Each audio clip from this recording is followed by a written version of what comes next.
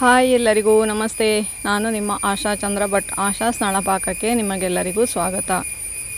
ಇವತ್ತು ನಾವು ರುಚಿಯಾದ ಹಾಗೂ ಸಾಫ್ಟ್ ಆದಂತಹ ಮಾವಿನ ಹಣ್ಣಿನ ಕ್ಷೀರ ಹೇಗೆ ಮಾಡೋದು ಅಂತ ಹೇಳೋದನ್ನು ಹೇಳಿಕೊಡ್ತಾ ಇದ್ದೇವೆ ಸ್ನೇಹಿತರೆ. ಬನ್ನಿ ಈಗ ಇದನ್ನು ಹೇಗೆ ಮಾಡೋದು ಅಂತ ಹೇಳೋದನ್ನು ನೋಡುವ. ಇದಕ್ಕೆ ಬೇಕಾಗುವ ಸಾಮಗ್ರಿಗಳಂದರೆ 1 ಕಪ್ಪಷ್ಟು ಮಾವಿನ ಹಣ್ಣು ತಗೊಂಡಿದ್ದೇನೆ. ಒಂದೇ ಮೆಜರ್ಮೆಂಟಲ್ಲೆಲ್ಲ ತಗೊಳ್ಳಿ. ಇದು ನೋಡಿ ಅತ್ಯಂತ ಸಣ್ಣ, ನಾವು ಬಾಂಬೆ ರವ ಅಂತ ಹೇಳ್ತೇವೆ, ಅದನ್ನು ಹಾಕ್ತಾ ಇದ್ದೇನೆ. ಹಾಗೆಯೇ ಅದಕ್ಕೆ 2.5 ಕಪ್ಪಷ್ಟು ನೀರು ಬೇಕು, ಆವಾಗ ಅದು ಸಾಫ್ಟಾಗಿ ಬರ್ತದೆ. ಒಂದು ಸ್ವಲ್ಪ ಎಣ್ಣೆ ಹಾಕ್ತೇನೆ, ಹಾಗೆಯೇ ಒಂದು ಸ್ವಲ್ಪ ತುಪ್ಪ ಹಾಕ್ಕೊಳ್ತೇನೆ. ನಾ ಎಣ್ಣೆ ಹಾಕ್ಕೊಳ್ಳೋದು ಯಾಕೆ ಅಂದರೆ ಅದು ಹೋಟೆಲ್ನಲ್ಲಿ ಸಿಗ್ತದಲ್ಲ ನಿಮಗೆ, ಚೌ ಬಾತ್ ಅಂತೇಳಿ, ಅದರ ಜೊತೆ ತೆಗುವ ಕ್ಷೀರದಾಗೆ ಆಗ್ತದೆ ಅದು. ಒಂದು ಸ್ವಲ್ಪ ಗೋಡಂಬಿ ಹಾಗೆ ದ್ರಾಕ್ಷಿ. ಸ್ವೀಟಿಗೆ ನೀವು ಸಕ್ಕರೆ ಹಾಕ್ಕೊಳ್ಬೋದು, ನಾನಿಲ್ಲಿ ಸ್ವೀಟ್ನರ್ ಹಾಕ್ಕೊಳ್ತಾ ಇದ್ದೇನೆ, ಅಂದರೆ ಶುಗರ್ ಫ್ರೀ.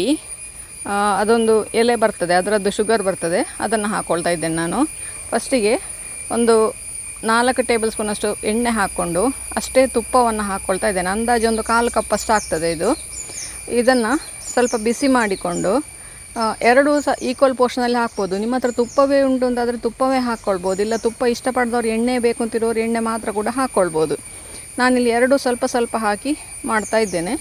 ಇದು ನೋಡಿ, ಒಂದು ಸ್ವಲ್ಪ ಬಿಸಿ ಆಗಲಿಕ್ಕೆ ಬಿಡಿ. ಒಂದು ಸ್ವಲ್ಪ ಬಿಸಿ ಆದ ನಂತರ ನಾವು ಬಾಂಬೆ ರವೆ ಏನು ತಗೊಂಡಿದ್ದೇವೆ ಅದನ್ನು ಇದರ ಜೊತೆಗೆ ಹಾಕ್ತಾ ಇದ್ದೇವೆ.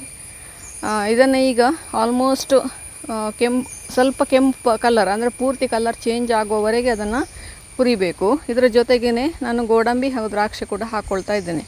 ನಾನಿಲ್ಲಿ ಹಾಲು ಹಾಕಿ ಮಾಡ್ತಾ ಇಲ್ಲ, ಇವತ್ತು ನೀರು ಹಾಕಿ ಮಾಡ್ತಾ ಇದ್ದೇನೆ, ಹಾಲು ಹಾಕದೇನೆ. ಇದನ್ನು ಈಗ ಗೋಡಂಬಿಯ ಕಲರ್ ಕೂಡ ಇದ್ರ ಜೊತೆಗೇ ಚೇಂಜ್ ಆಗ್ತದೆ. ನಾನು ಸಪ್ರೇಟಾಗಿ ಹುರಿದು ಬೇರೆಯೇ ಹಾಕ್ತಿಲ್ಲ, ಇದರ ಜೊತೆಗೇ ಹಾಕ್ಕೊಳ್ತಾ ಇದ್ದೇನೆ. ಎಲ್ಲವನ್ನು ಕೂಡ ಒಟ್ಟಿಗೆ ಒಂದು 3-4 ನಿಮಿಷವರೆಗೆ ಫ್ರೈ ಮಾಡಬೇಕಾಗ್ತದೆ.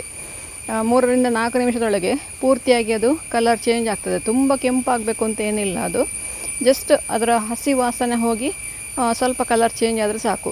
ನೋಡಿ, ಇದೀಗ ಕಲರ್ ಚೇಂಜ್ ಆಗ್ತಾ ಬಂತು. ನೋಡಿ, ಪೂರ್ತಿಯಾಗಿ ಕಲರ್ ಚೇಂಜ್ ಆಗಿದೆ, ಈಗ ಸಾಫ್ಟಾಗಿ ಫ್ರೈ ಕೂಡ ಆಗಿದೆ. ಇದಕ್ಕೆ ಈಗ ಮಾವಿನ ಹಣ್ಣನ್ನು ಸೇರಿಸ್ಕೊಳ್ತಾ ಇದ್ದೇವೆ.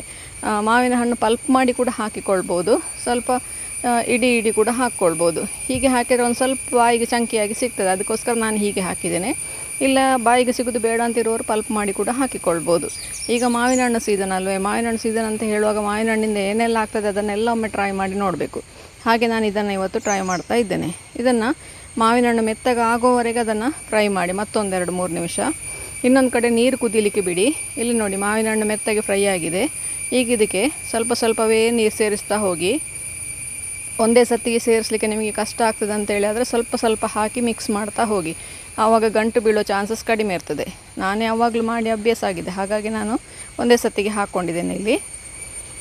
ಇದನ್ನು ಇನ್ನು ಮೆತ್ತಗೆ ಅದು ಬೇಯುವವರೆಗೆ ಬೇಯಿಸಿ. ನೀರು ಪೂರ್ತಿಯಾಗಿ ಆರಿ ರವೆ ಸರಿಯಾಗಿ ಬೇಯಬೇಕು. ನೋಡಿ, ಮೆತ್ತಗೆ ಈ ಥರ ಬೇಯಬೇಕು. ಈ ಥರ ಬೆಂದ ನಂತರ ಇದಕ್ಕೆ ಸಕ್ಕರೆ ಹಾಕ್ಕೊಳ್ಳಿ. ನೀವು ಸಕ್ಕರೆ ಹಾಕೋದಾದ್ರೆ ಸಕ್ಕರೆ ಹಾಕ್ಬೋದು, ಬೆಲ್ಲ ಹಾಕೋದಾದ್ರೆ ಬೆಲ್ಲ ಹಾಕ್ಕೊಳ್ಬೋದು. ನಾನಿವತ್ತು ಸ್ವಲ್ಪ ಶುಗರ್ ಫ್ರೀ ಹಾಕ್ಕೊಂಡಿದ್ದೇನೆ. ಶುಗರ್ ಫ್ರೀ ಹಾಕಿ ಇದನ್ನು, ಅಂದರೆ ಸ್ಟೀವಿಯ ಶುಗರ್ ಹಾಕಿರೋದು ನಾನು. ಇದನ್ನು ಈಗ ಕೊನೆಯವರೆಗೆ ಸಕ್ಕರೆ ಹಾಕಿದರೆ ಪಾಕ ಬರೋವರೆಗೆ, ಅಂದರೆ ಸಕ್ಕರೆಯನ್ನು ಪುನಃ ನೀರು ಬಿಟ್ಕೊಳ್ತದೆ, ಹಾಗಾಗಿ ಸರಿಯಾಗಿ ಪಾಕ ಬರೋವರೆಗೆ ಅದನ್ನು ಕಾಯಿಸ್ಕೊಳ್ಬೇಕು. ಮತ್ತೊಂದು 3-4 ನಿಮಿಷ, ಮ್ಯಾಕ್ಸಿಮಮ್ ಅಂದರೆ 1/4 ಗಂಟೆ ಒಳಗೆ ನಿಮಗೆ ಇದನ್ನು ರೆಡಿ ಮಾಡಿಕೊಳ್ಳಿಕ್ಕೆ ಆಗ್ತದೆ. ನೋಡಿ, ನಮ್ಮ ಪಾಕ ಆಲ್ಮೋಸ್ಟ್ ರೆಡಿ ಆಯಿತು. ಕೊನೆಗೆ ಒಂದು ಸ್ವಲ್ಪ ತುಪ್ಪ ಹಾಕೋದ್ರಿಂದಾಗಿ ಮೇಲೆ ಒಳ್ಳೆ ಶೈನಿಂಗ್ ಕೂಡ ಬರ್ತದೆ. 1 ಟೇಬಲ್ ಸ್ಪೂನ್ ಸಾಕು, ನಾವು ಮೊದಲಿಗೆ ಹಾಕ್ಕೊಂಡಿದ್ದೇವೆ ತುಪ್ಪ, ಹಾಗಾಗಿ ಈಗ 1 ಟೇಬಲ್ ಸ್ಪೂನಷ್ಟು ಮಾತ್ರ ಹಾಕ್ಕೊಂಡ್ರೆ ಸಾಕು. ಪೂರ್ತಿಯಾಗಿ ತಳ ಬಿಡೋವರೆಗೆ ಮತ್ತು ಒಂದು 2-3 ನಿಮಿಷ ಅದನ್ನು ಕಾಯಿಸಿದರೆ ನೋಡಿ, ಪೂರ್ತಿಯಾಗಿ ತಳ ಬಿಟ್ಟು ಬರ್ತದೆ ಅದು. ಮಗುಚುತ್ತಾ ಇರಿ, ತಳ ಕೂತ್ಕೊಳ್ಳಿಕ್ಕೆ ಬಿಡಬೇಡಿ. ಬಾಂಬೆ ರವೆ ಆದ ಕಾರಣ ನಿಮ್ಮ ಬಾಕಿ ರವೆಗಿಂತ ಬೇಗ ತಳ ಕೂತ್ಕೊಳ್ತದೆ ಅದು. ಮತ್ತು ತುಪ್ಪ ಎಣ್ಣೆ ಹಾಕಿದ್ದೇವೆ ನಾವು, ಹಾಗಾಗಿ ಅಷ್ಟಾಗೇನು ಕಷ್ಟ ಆಗೋದಿಲ್ಲ ಮಗಚಲಿಕ್ಕೆ. ನೋಡಿ, ಸಾಫ್ಟಾಗಿ ಚೌ ಬಾತಲ್ಲಿ ಸಿಗುವಂತಹದ್ದೇ ಕ್ಷೀರ ರೆಡಿ ಆಯಿತು. ನಮ್ಮ ಮಾವಿನ ಹಣ್ಣಿನ ಕ್ಷೀರ ರೆಡಿ ಆಯಿತು.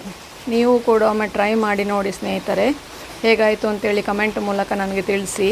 ಲೈಕ್ ಕೊಟ್ಟು ಶೇರ್ ಮಾಡಿ. ನೀವಿನ್ನೂ ನಮ್ಮ ಚಾನಲನ್ನು ಸಬ್ಸ್ಕ್ರೈಬ್ ಮಾಡ್ಕೊಳ್ಳಿಲ್ಲ, ಸಬ್ಸ್ಕ್ರೈಬ್ ಮಾಡಿಕೊಂಡು ಪಕ್ಕದಲ್ಲೇ ಇರೋ ಬೆಲ್ ಐಕಾನನ್ನು ಒತ್ತಿ ನಮ್ಮನ್ನು ಸಪೋರ್ಟ್ ಮಾಡಿ.